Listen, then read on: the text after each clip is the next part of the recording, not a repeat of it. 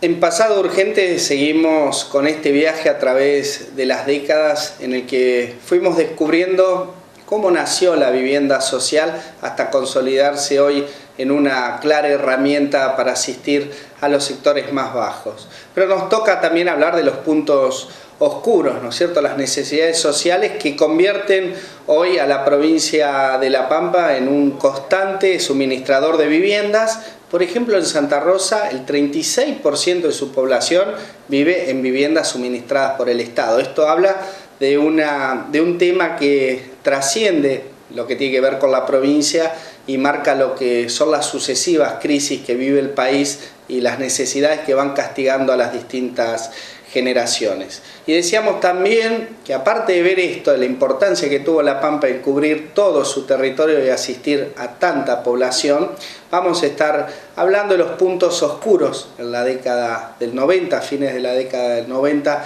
los casos de corrupción que mancharon al IPAB, pero igualmente una política que se logró redireccionar y hoy llevando viviendas y continuando con los programas, los desarrollos nacionales en cada una de las localidades. Seguimos en Pasado Urgente con la historia de la vivienda social.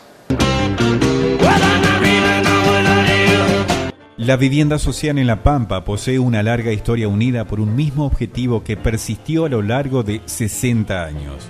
Presencia en todos los rincones. A la hora de la fría estadística, el resultado marca contundencia. Viviendas construidas en 90 localidades y a lo largo de los más de 143.000 kilómetros cuadrados de territorio. El Estado se convierte en un agente proveedor de viviendas importante a partir de la creación del Fondo Nacional de la Vivienda, el FONAVI, a partir del cual, ¿no es cierto?, se comienzan a concentrar allí fondos para resolver el tema habitacional de distintos grupos sociales. En realidad el Fondo Nacional de la Vivienda va a tener como sus primeros beneficiarios a sectores populares de bajos recursos que no tienen acceso no pueden tener acceso a una vivienda propia por sus propios medios. De allí que una de las primeras operatorias que emite el FONAVI son los barrios obreros. En muchos pueblos, incluso mismo en Santa Rosa, los denominados barrios obreros son los primeros que hace el FONAVI. Lo que he podido comprobar con el tiempo que estamos acá en el instituto, que no es un eslogan más de la provincia que dice que no hay ciudades grandes y ciudades chicas para lo que es concretamente la vivienda.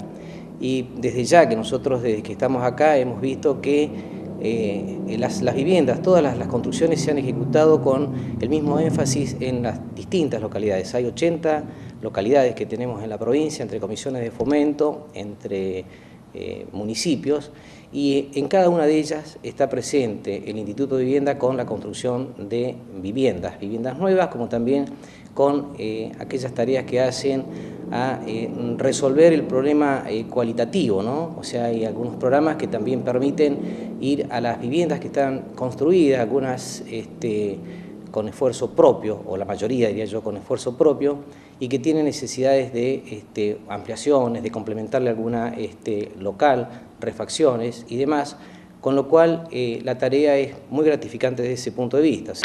Si uno se pone a estudiar la provincia de La Pampa, ve que la vivienda tiene un rol fundamental para el diseño de toda la estructura urbana de la provincia. No hay pueblo donde no haya un barrio FONAVI, y el lugar donde se construye el FONAVI determina en gran parte la orientación hacia donde va a crecer después el resto del pueblo, valoriza los terrenos intermedios, genera una serie de servicios a su alrededor.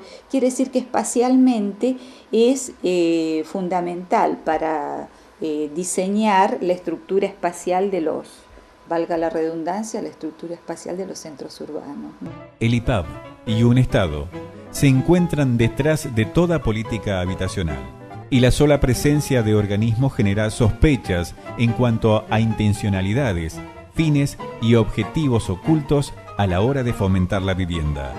En el caso de La Pampa, parece alcanzar a prevalecer hechos por sobre sospechas, aunque el organismo no estuvo ajeno, como a fines del 90, con el escándalo del desfalco al IPAB.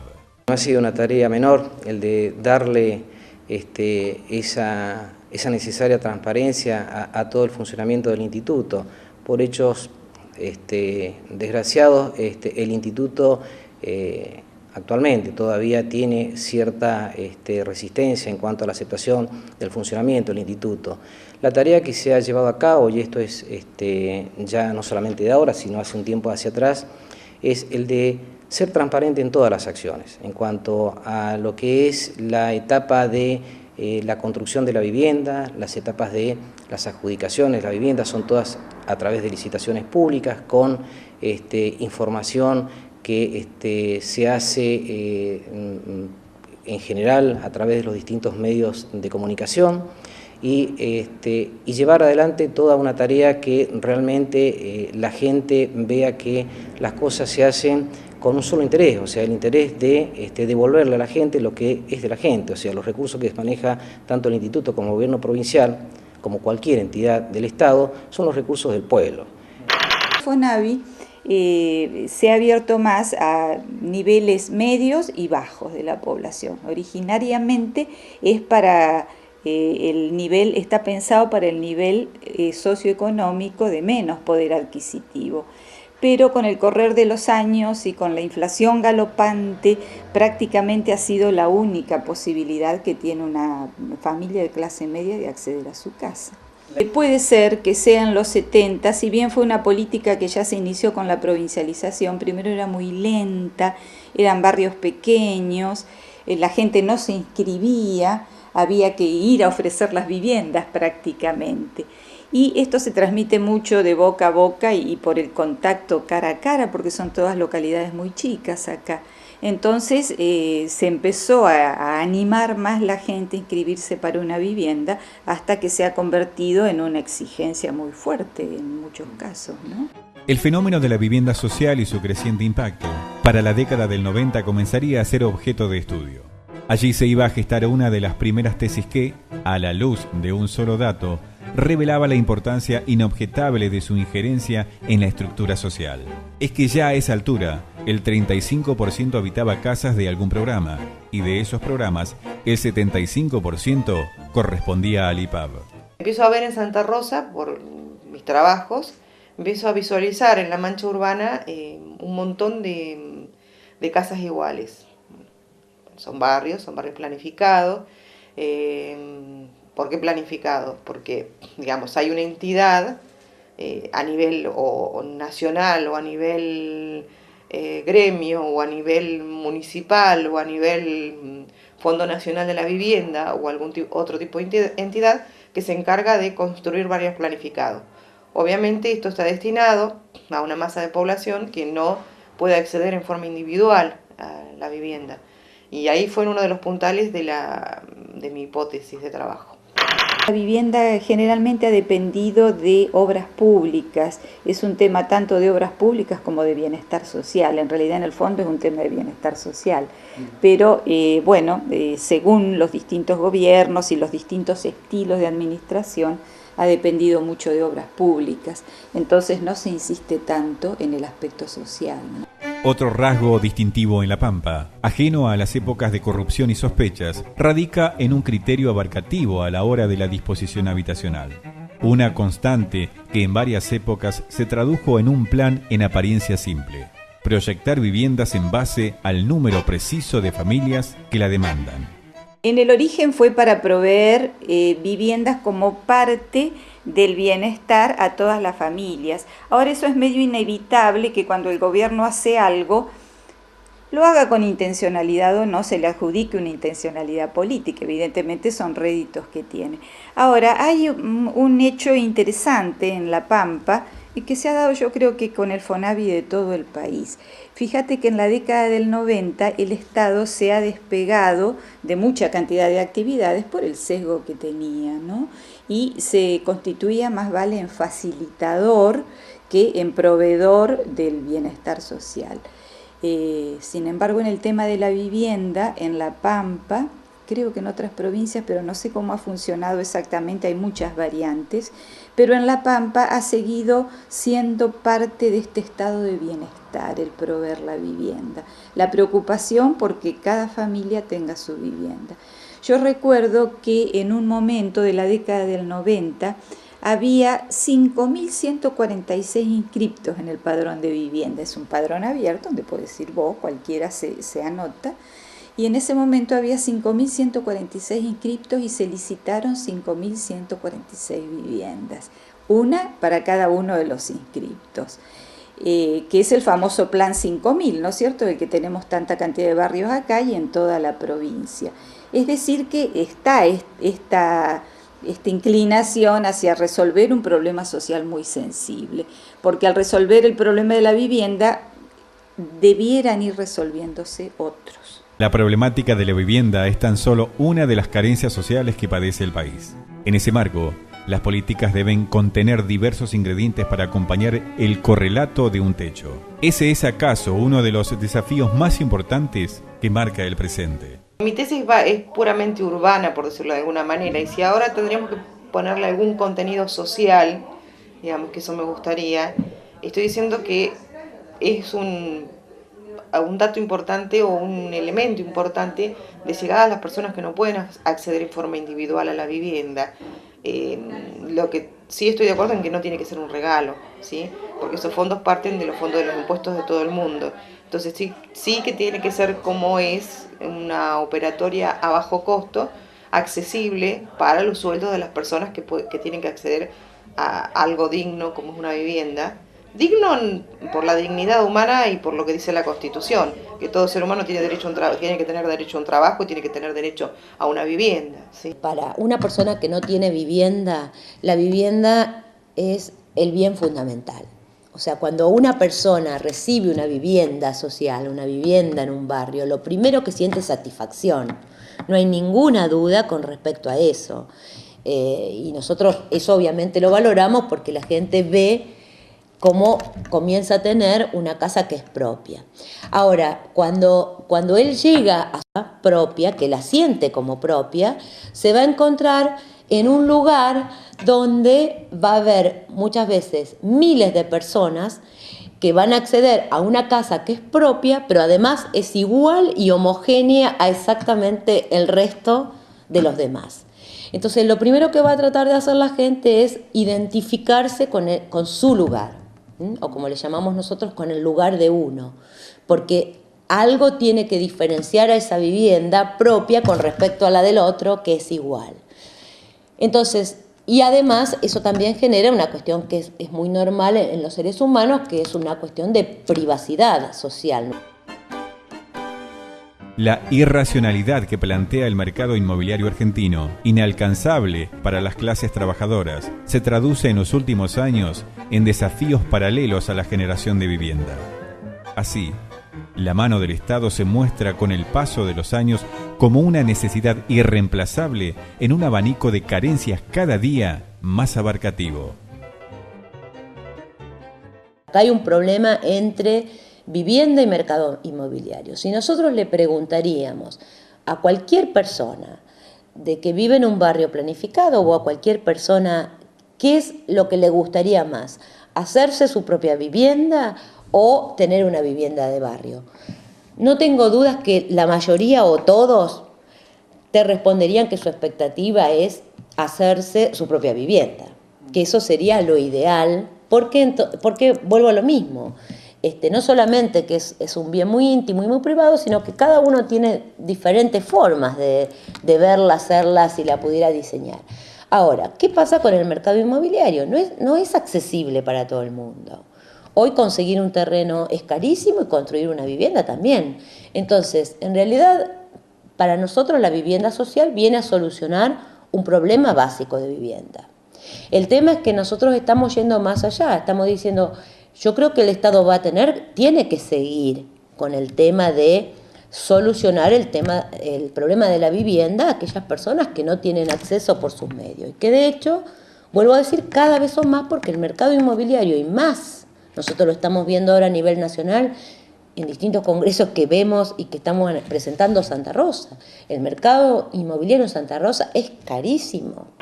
Es la decisión del gobierno, en principio nosotros sabemos que tanto la vivienda como el trabajo son dos pilares fundamentales para el bienestar de la familia. Por lo tanto, tener en cuenta que hasta en la localidad más alejada de Santa Rosa viven familias, el gobierno las asiste, como te digo, desde el lado nuestro con la vivienda, para dignificarle, mejorarle la calidad de vida, y por supuesto que eso nosotros lo podemos percibir al momento que hacemos una entrega de viviendas. Yo creo que el momento más gratificante que nosotros tenemos es cuando a una familia que recibe la llave de su casa, su tan anhelada casa, lo ve como un hecho concreto, es desde el punto de vista personal muy gratificante, y creo que es cumplir una meta en cuanto a el objetivo que tiene la política de la vivienda. Si bien el IPAB fue creado a fines de los 70, recién a mediados de 1996 se estableció la estructura actual, tras la adhesión de La Pampa a la Ley Nacional 24.464, por la que se creó el Sistema Federal de la Vivienda. A través del nuevo organigrama se creó un consejo asesor encargados de aconsejar en el marco de la programación y coordinación de los planes que hoy están en marcha. Lleva una calificación muy destacada a nivel nacional, por cuanto es un territorio muy amplio, con una dispersión geográfica en cuanto a población también de muy baja densidad poblacional, con lo cual la provincia de La Pampa con esto lo que realmente rescata es la distribución de lo que es el parque habitacional, también marca lo que es el territorio de la provincia en cuanto a prestación de servicios, en este caso de vivienda, como en el caso de las otras infraestructuras para que la gente realmente esté en su lugar, que la destaca por sobre el resto de las provincias. O sea, acá tenemos desde el norte a sur, este a oeste, no hay localidad en la cual no haya tenido y no tenga presencia la provincia de La Pampa con la construcción de viviendas. Tratar de no poner la cuestión económica por encima de una cuestión social que nosotros llamamos el habitar, es decir, la calidad de vida que significa una vivienda, es decir, anteponer la calidad de vida a la cuestión económica en este tema de resolución. Entonces, estamos propugnando hacer operatorias mucho más chicas, es decir, no resolver 5.000, 2.000, 3.000, 10.000 viviendas, hacer operatorias menores, hacer un trabajo social, además con la vivienda. Hay una premisa que se puede compartir o no, que es que la construcción de viviendas radica a la población. En realidad la población no se radica en un lugar porque tenga una casa, sino porque tiene un trabajo. Pero también es cierto que la vivienda ayuda mucho a que la gente se quede en el pueblo, se quede en el lugar donde está, si tiene un trabajo que le permite subsistir, digamos. La Pampa tiene como característica que construye viviendas en todos los pueblos, partiendo de esa premisa, ¿no? Y tiene un porcentaje alto de población, no sé cuánto será ahora, pero ronda el 30% de población alojada en viviendas FONAVI. Porque el FONAVI ha sido en los últimos años, hace muchos años ya, prácticamente la única oportunidad que tiene un matrimonio de clase media, por ejemplo, unos chicos que se casan. La gente tiene que estar tranquila que todas están en las mismas condiciones de poder acceder a una vivienda. Lo que también es cierto es que hay ciertas normas y ciertos mecanismos para poder adjudicarle a los postulantes la vivienda, para lo cual se tienen en cuenta distintos aspectos como es la residencia, como es la inscripción que tienen, o el tiempo de antigüedad de la inscripción que tienen en el instituto, a través de la solicitud que hayan hecho en sus lugares de origen, sean los municipios, las comisiones de fomento o el mismo instituto, o las delegaciones del instituto. También se tiene en cuenta, por supuesto, el grupo familiar, la cantidad de hijos. Se tiene en cuenta si hay situaciones especiales, en algunos casos de las familias, la situación socioambiental. Y en esto sí hay que remarcar que a todos se le aplica el mismo mecanismo, la misma vara. Yo no me canso de decirle a la gente, tengan toda la seguridad que el instituto a todos los atiende con la misma dedicación, se les hace la misma evaluación y, por supuesto, después de eso, nosotros realmente tenemos etapas posteriores una vez que se hace un listado de adjudicatarios, que es la de la publicación, con lo cual estamos abiertos a un tiempo tiempo legal que tenemos, a los fines de que si hay algún tipo de irregularidad o hay algún tipo de dudas con respecto a alguno de estos posibles beneficiarios, se pueda llegar a rever la situación puntual de esos casos, y esto es en pos de transmitirle esta tranquilidad y realmente ganarnos la confianza de la gente. En casi 40 años de vida del IPAB, como ente autárquico o dependiente del Estado, construyó casi 30.000 viviendas a lo largo de La Pampa, generando infraestructura paralela y sosteniendo el equilibrio poblacional entre las urbes y los pueblos. En la última década, se coordinan distintos programas como el Plan Federal de Viviendas y el Plan Federal Plurianual, presentes en el 70% de La Pampa, convirtiendo a la provincia en el distrito de mayor alcance, con viviendas en todos y cada uno de sus rincones.